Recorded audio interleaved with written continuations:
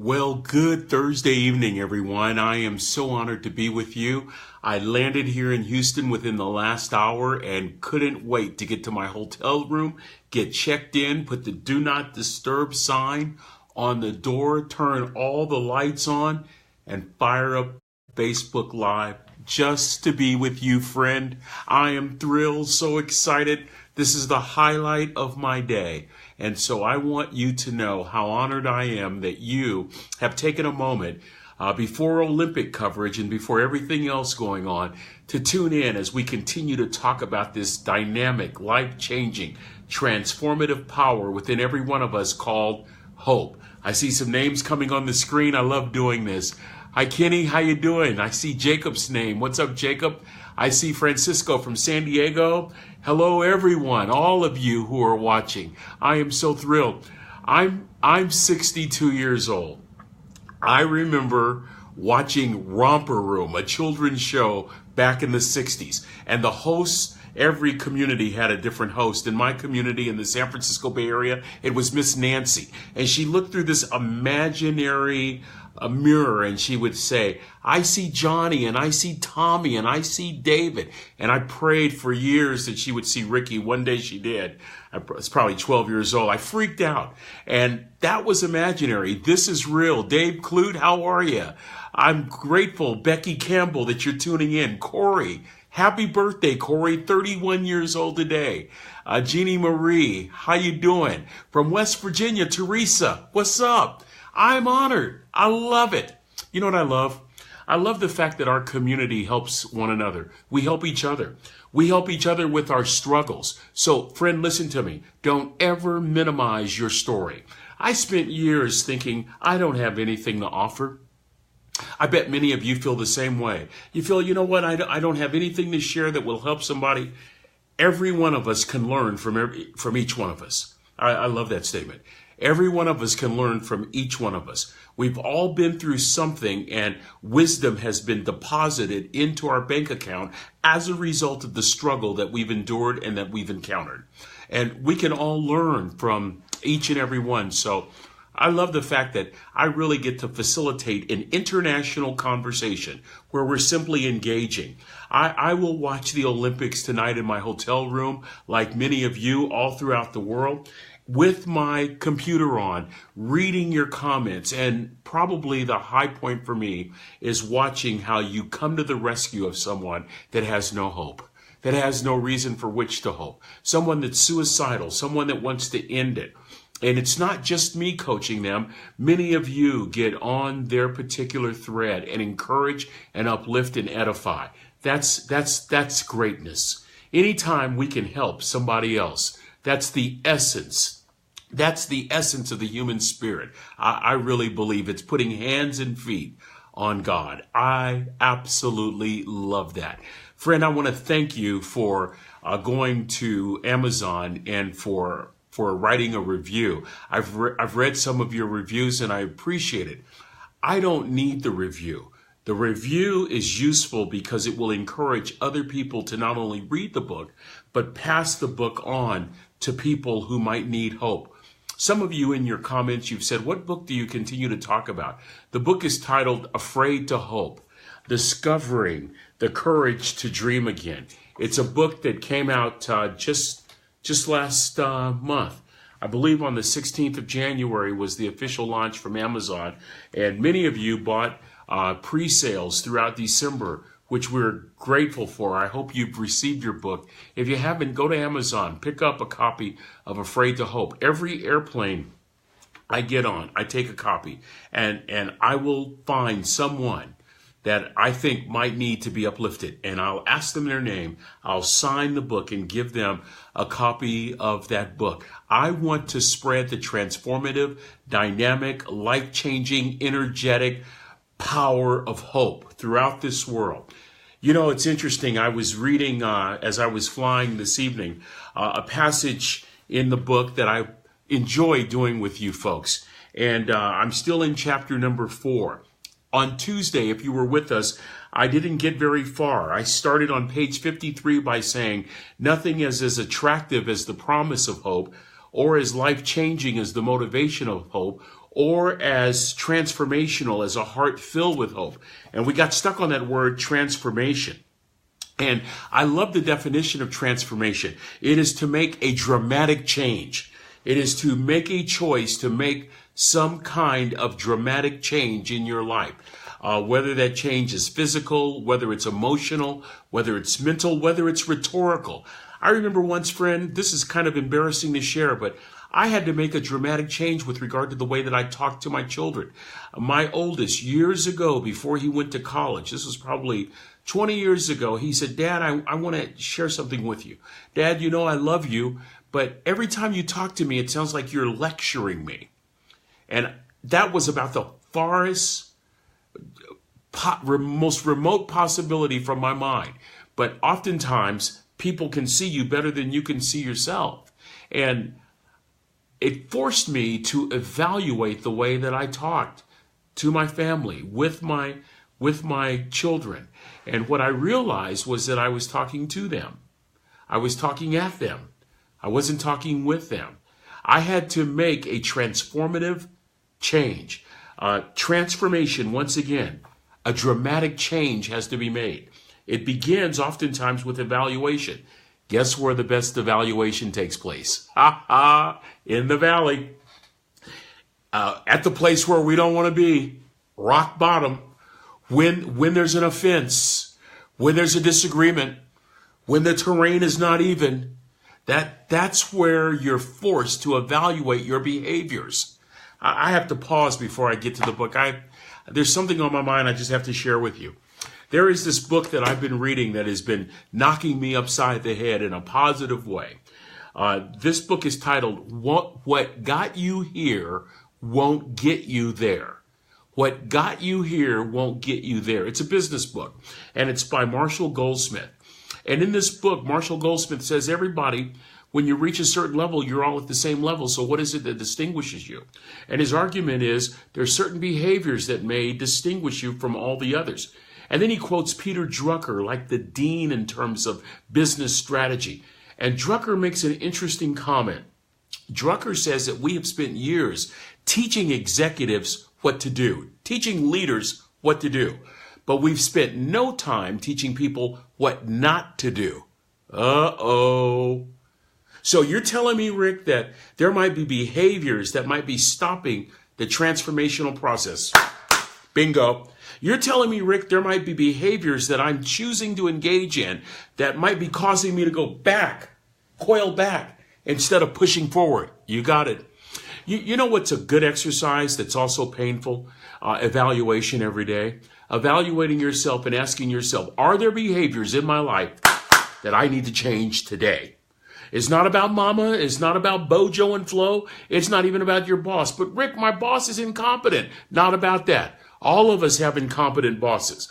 All of us have other issues that are constantly circling around. Rarely is it about other people. Sometimes perhaps, but rarely is it about other. It's about me and the choices I make. I'm getting fired up, y'all, because I really believe that when we start to realize that the power is within us to change, it's within us. It's not in a situation. You can't empower a situation unless you choose to. The power is in us. I've spent so many years of my life empowering situations. Well, I've hit rock bottom. Well, I'm in an uneven situation. Well, I'm in a bad relationship. Well, I don't have any money. I guess I might as well give up. That's giving that situation too much power. I want you to think about the transformative demand that is placed upon your heart when you dare dream, when you entertain the possibility of having some modicum of hope in your life. So, think about the words again of Peter Drucker. Peter Drucker says that maybe we should stop talking about how we do things and maybe start talking about behaviors that we need to stop. Here's what I've been challenged with for the last couple of weeks. Rick Rigsby, what are some behaviors, listen to me, friend, what are some behaviors in your life that might be distracting you on a daily basis? What are some behaviors in your life that might be holding you back from really fulfilling a living at the highest level that you can possibly live? Well, what are some behaviors that might be causing you to miss the mark? every single day. Friend, let me tell you something. Evaluation is hard. It's tough. There's no place to run. It's you and you. I think that's a great theology as to why suffering is so important in our lives. I really do. It's because we're in situations where we can't escape, and we have to come face to face with our own demons. We have to come face to face with our own shortcomings, and we have to make some decisions and choices. That's why I think there is great utility in being in that place where none of us want to be. Rock bottom, uneven situations, difficult marriages, tough times, facing folks who are sick, facing people and dealing with illness. Those are tough episodes, rough moments, life-altering moments. But I want to tell you something. I want you to listen to me, friend. As clearly as I can say this, I want you to listen to me. I have never been to a funeral yet where I didn't walk away and reevaluate my life. I have never been to a bedside of a sick friend yet where I didn't walk away from that room, get into my car, drive away from that hospital, and evaluate my life. Friend, what would happen if we started evaluating our lives on a daily basis? I'll tell you what would happen. We would probably live better quality lives. We'd probably be a little bit more kind. We'd probably be a little bit more patient. We'd probably be a little bit more considerate. I guarantee you we would be a little bit more positive. I can guarantee you we'd be a little bit more hopeful. I want to just tell you, I know that I was supposed to talk about something else today. It can wait. I'll get back to this book later. I need to just share with you this. I really believe that I want to make a homework assignment for every one of us, friend. I want us to evaluate ourselves, not in the morning, but that evening. What did I do today that was really positive? What did I do today that I can build upon tomorrow? What did I do today that will really reinforce good habits? I love positive reinforcement. What did I do today that I'm very proud of, very pleased with? Did I in any way advance a relationship? Did I advance society? Did I advance the citizenry? Did I smile at somebody? Did I help somebody? My wife and I were having dinner in a restaurant last night, and an elderly man passed out. You should have seen how many of us came to the aid of that elderly man. There were probably 8 of us around. My wife is holding his head in her lap. I'm wiping his brow. Other people are offering medical assistance. Why is it that we wait until something bad happens to show the real good in our society? Don't wait. Look for ways tomorrow that you can help so that tomorrow night you're evaluating real positive things that are going on in your life and things that you can be proud of. At the same time, evaluate the challenges. I bet you I'm not the only one that has some behaviors that I need to work on. Every evening before you go to bed, just ask yourself, was I proud of that conversation? Was I proud of the way that I boasted in that conversation? Could I have used some different words?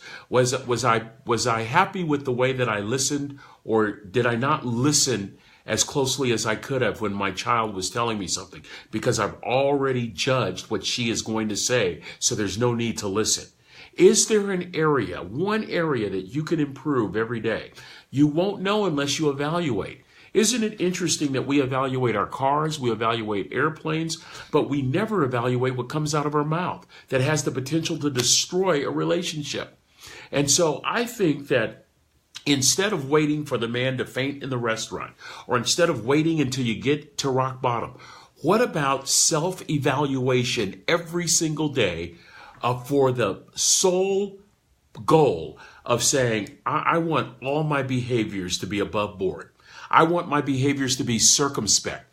I want to be the kind of person who is kind, who is charitable, who is patient, who is loving, who is considerate. That's the legacy that I want to have. Friend, I want to tell you something.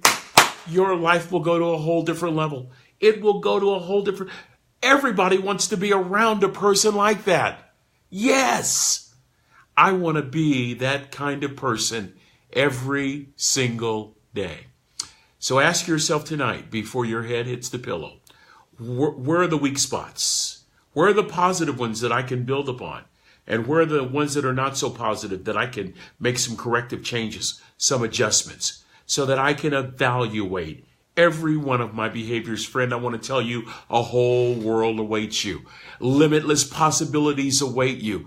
I can't wait for you to be unleashed on a world that is sour, unleashed on a world that is droopy and down, unleashed on a world that is not very kind, unleashed on a world that's not very hope-filled, unleashed on a world that's rude.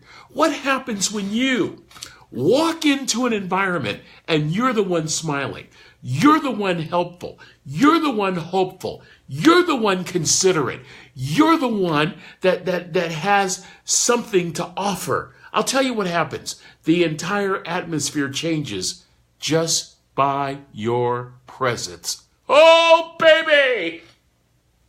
That's what I'm talking about. You know what it means? It means getting over me. Yep. Oh, Ricky, I'm feeling the flames of conviction in this hotel. It means getting over ourselves. It means seeing the bigger picture. It means challenging ourselves every day, just like Peter Drucker said, to stop some behaviors that may be stopping us. Oh, friend, I'm excited. I'm so excited. I can't wait to do some evaluation. I had a couple of conversations today that I'm probably not too proud of. I had some areas that I'm very pleased with. I'm going to build on them, and I'm going to make some corrective changes, and I invite you to do the very same. Friend, I don't want to say goodbye, but I have to. I've kept you too long. It's 7:16 Central Time here in the United States. I want to tell you to be blessed, be encouraged, be uplifted. May you be filled with peace and filled with joy. May you be hope-filled until we have an opportunity to gather again next week. And until such time, let's have this as our homework assignment. Evaluate your behavior every day, the good, the bad, and the ugly. And just say, I'm going to make some changes. And watch what happens as you become a hope-filled, transformative agent of change. I'm excited. I can't wait. Friend, be blessed. Be filled with peace. I'll talk to you next week. I cannot wait to be with you again.